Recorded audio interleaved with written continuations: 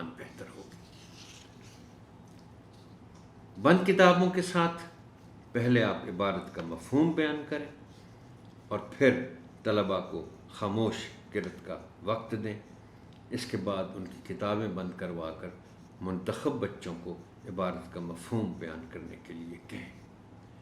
محترم ٹیچر، یہ عنوان وقت کی پابندی اور پھر اس کی جو عبارت ہے، اس کا جو متن ہے، وہ اتنا توجہ طلب اور اتنا اہم ہے، اور اس کا تعلق ہماری روزمرہ زندگی کے ساتھ اتنا گہرا ہے کہ آپ بچوں کو بہت سی باتیں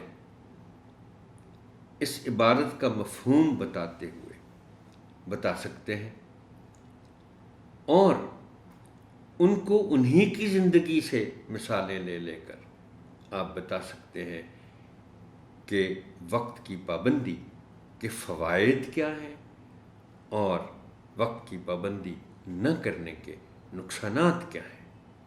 بے شمار ہیں، آگے بھی ان کا ذکر آئے گا، لیکن آپ نے جسے کہتے ہیں کہ عبارت کا مفہوم بیان کرتے ہوئے سادہ الفاظ میں اور مختصر انداز میں جو خلاصہ ہے اس متن کا یا اس عبارت کا، اس سے بچوں کو آگاہ کرنا ہے۔ اب آپ چند الفاظ کا انتخاب کریں اور بچوں سے کہیں کہ وہ ان الفاظ کو استعمال کرتے ہوئے اپنے جملے لکھیں۔